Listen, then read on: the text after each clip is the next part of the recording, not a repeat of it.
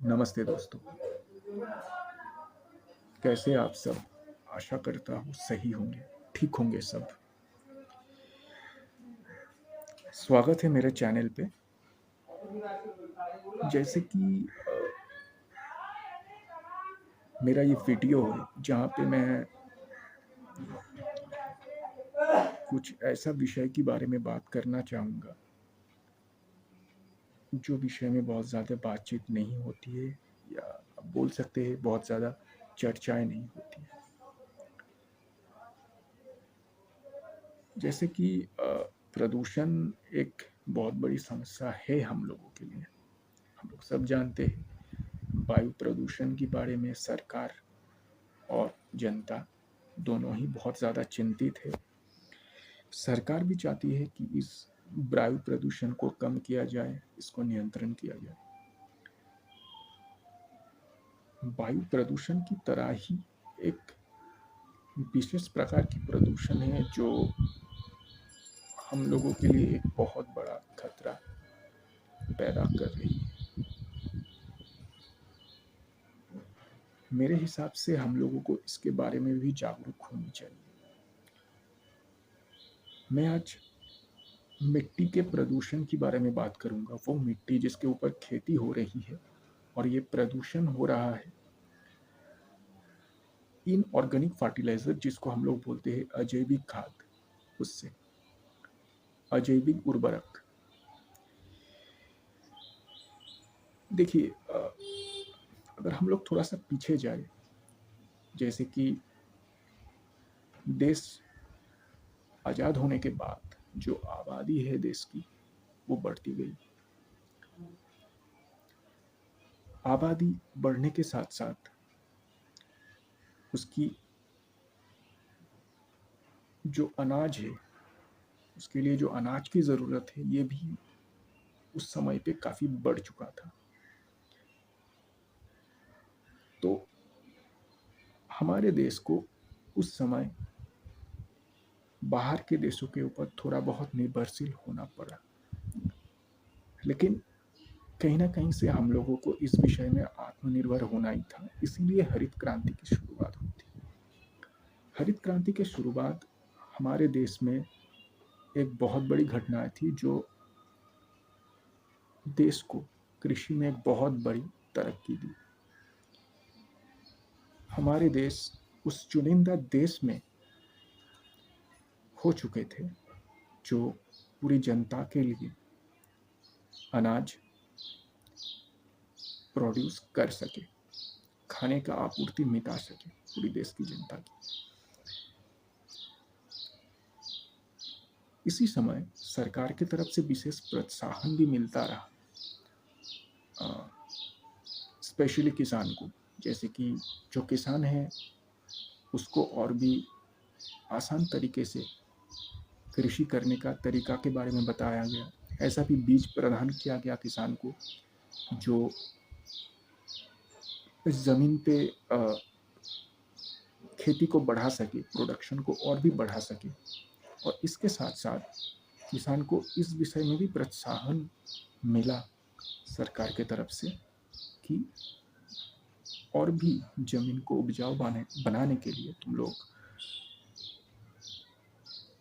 उर्वरक का इस्तेमाल ज़्यादा कर सकते हो। तो उस समय पे सरकार की तरफ से जो सॉइल फर्टिलिटी होती है उसको बढ़ाने के लिए भी कहीं ना कहीं से जो इनऑर्गेनिक फर्टिलाइज़र होती है उसको भी किसान के लिए अफोर्डेबल कर दिया गया था कि किसान इसको जल्द से जल्द इस्तेमाल कर सके, ज़मीन को और भी उपजाऊ बनाने के लिए और भी ज़्यादा फसल पाने के लिए। हरित क्रांति के समय अगर मैं कहूँ तो ये 60 के दशक थी। तो उस समय पे किसान ने एक विशेष तरीका इस्तेमाल किया ज़मीन पे खेती करने के लिए, जिसको हम लोग कह सकते हैं, मैं समझाऊंगा। जैसे एक ज़मीन में बार बार खेती करना। एक बार उसमें मान लीजिए धान की खेती हो रहा है, तो दूसरी बार गेहूं की, तो दूसरी बार और कोई फसल की। ऐसा भी तरीका अपनाया गया कि एक ही बार एक ही ज़मीन पे एक ही फसल उगाया जाएगा। तो ये दोनों तरीके से अगर देखा जाए कि मिट्टी का पोषक तत्व का कमी होने लगा, जो किसान को मजबूर किया और भी ज़्यादा ज़मीन को उर्वर बनाने के लिए। और इसके लिए तो उस समय पे सरकार की तरफ से ऑलरेडी सुविधा सब सारे किसान को मिली हुई थी। तो किसान ने बहुत ज़्यादा तरीके से जो ऑर्गेनिक फर्टिलाइज़र है वो इस्तेमाल करने लगा।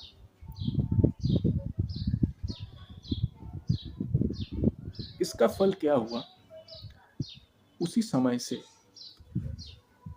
जो ऑर्गेनिक फर्टिलाइज़र होती है, जो अजैविक खाद या अजैविक उर्वरक होती है, उसका इस्तेमाल ज़्यादा होने लगा।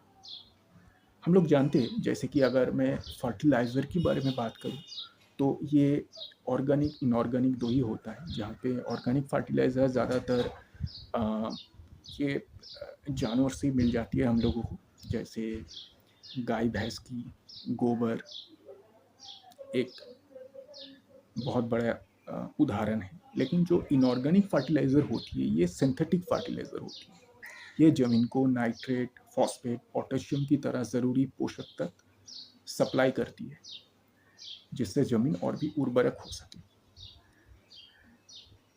जैसे कि जब हमारे देश में हरित क्रांति होने लगा था, मतलब उसी समय ही बहुत ज़्यादा नाइट्रेट इस्तेमाल किया गया, जो मिट्टी में नाइट्रोजन को बढ़ा सके, ज़मीन उपजाऊ हो सके और भी ज़्यादा फसल उस ज़मीन से किसान को मिल सके। कहीं ना कहीं से मैं जो प्रदूषण के बारे में बात कर रहा हूँ, इसके लिए किसान जिम्मेदार है, लेकिन हम लोग इस चीज़ के लिए कोई भी तरीके से किसान को जिम्मेदार नहीं बनाना चाहते हैं, क्योंकि जो किसान है वो मेहनत करते हैं, उसके लिए हम लोगों को अनाज मिलता है, खाने को मिलता है।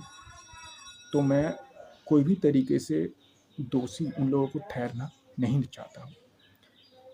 अब हरित क्रांति के बाद खेती के ज़मीन के ऊपर, जहाँ पर ज़मीन बंजर भी है, वहाँ पे सिंचाई के साथ साथ इन ऑर्गेनिक फर्टिलाइज़र का भी इस्तेमाल बढ़ाने के लिए सरकार ने सुझाव दी किसान को। तो धीरे धीरे देखा जाए तो ये सारा तरीका अपना के और इन ऑर्गेनिक फर्टिलाइज़र को यूज़ करके एग्रीकल्चर में हम लोगों को एक बहुत बड़ा बूस्ट मिला था। उस समय पे हम लोग बहुत ज़्यादा तरक्की किए थे।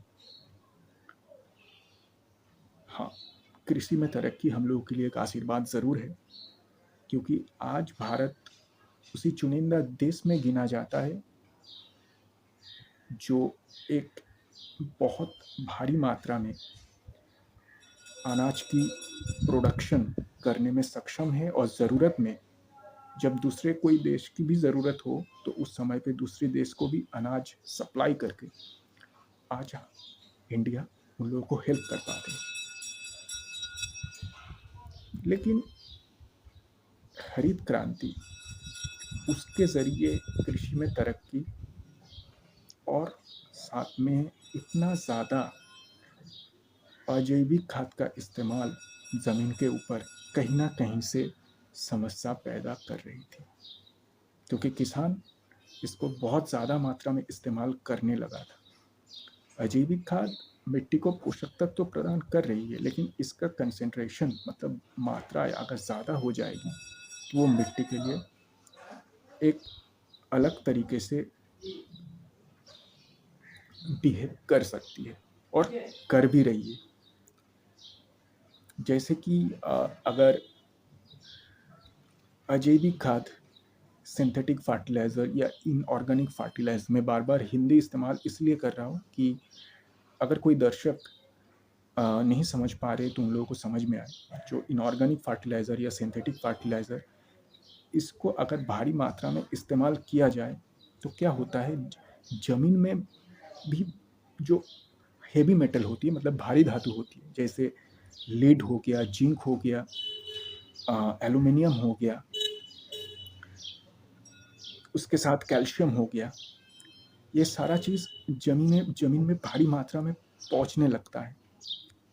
और जैसे ही इसको पौधा अवशोषित करता है, फसल इसको जैसे एब्जॉर्ब करता है, तो कहीं ना कहीं से इसका अंश, कि इसका छोटा सा हिस्सा जो ग्राउंड वाटर होती है उसमें जाके भी पहुंचती है। तो कहीं ना कहीं से आप देख रहे हैं कि जो मिट्टी का प्रदूषण हो रही है इनऑर्गेनिक फर्टिलाइजर द्वारा, उसके साथ कहीं ना कहीं से जो पानी का प्रदूषण है वो भी कनेक्ट कर रही है, कहीं ना कहीं से वो भी जुड़ी हुई है इसके साथ। तो इसी तरीके से जैसे कि ये प्लांट में अवशोषित हो रही है, प्लांट इसको एब्जॉर्ब कर रही है, तो इसी के ज़रिए ये जानवर के पास भी पहुंच रही है, और मतलब अंतिम में ये एंटर कर रही है फूड चेन पे। ऑब्वियसली एक समय इसका प्रभाव इंसान में भी देखने को मिलेगा। हाँ, शोध में ये चीज़ ऑलरेडी मिल चुकी है, और ये चीज़ पा भी चुके हैं जो साइंटिस्ट्स है कि हेवी मेटल जानवर और इंसान दोनों के लिए समान तरीके से जहर है। ये इंसान के शरीर में जो महत्वपूर्ण अंग होती है, जो इम्पोर्टेंट ऑर्गन है, जैसे लंग्स हो गया, किडनी हो गया, लिवर हो गया, इसके ऊपर दुष्प्रभाव फैल रही है।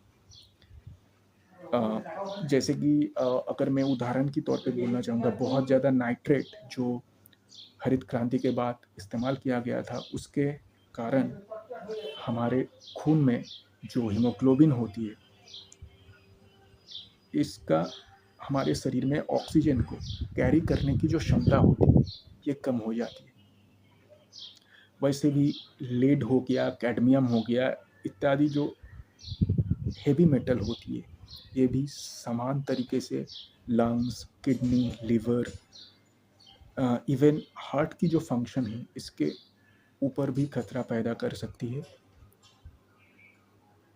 इवन ये सारी अंग जो सही तरीके से हमारे शरीर पे काम कर रही है, ऐसा समस्या पैदा कर सकती है कि ये सही तरीके से काम नहीं कर पा रही है हम लोगों का शरीर में, और शरीर इसके कारण रोगग्रस्त हो रही है। तो कहीं ना कहीं से आप देख पा रहे हैं कि जो इनऑर्गेनिक फर्टिलाइजर है ये कृषि में तो तरक्की लाई है, लेकिन हमारे हेल्थ के लिए ये डेंजर साबित हो रही है। और एक बहुत ही कुख्यात, मतलब मैं इसको कुख्यात इसलिए बोल रहा हूँ क्योंकि ये बहुत ज़्यादा इस्तेमाल किया जाता है, ये एक कीटनाशक है जिसको डीडीटी कहा जाता है। शोध में पाया गया है जो महिलाओं की ब्रेस्ट कैंसर होती है उसके साथ डीडीटी का इस्तेमाल की संजोग होती है। सिर्फ डीडीटी नहीं, कोई भी पेस्टिसाइड या इंसेक्टिसाइड, कोई भी फर्टिलाइज़र जो ज़्यादा इस्तेमाल हो रही है वही हमारे शरीर में कैंसर को भी पैदा कर सकती है। जैसे कि मैंने आपको कहा था इस वीडियो के शुरू में कि मैं आप लोगों को जागरूक करना चाहूँगा, तो जो जो इन्फॉर्मेशन मैंने, जो जो तथ्य मैंने अभी तक शेयर किया, साझा किया आप लोगों के साथ, इसके साथ मैं ये भी आपको बताना चाहूँगा कि भारत अभी भी, जितना भी देश है जो विकासशील देश है, जो देश तरक्की कर रही है, उसमें से अभी तक हम लोगों के देश में, हम लोगों का जो देश है, जो जनता है, उसकी द्वारा फर्टिलाइज़र, पेस्टिसाइड जो इनऑर्गेनिक है, इसका कंजम्पशन सबसे कम है।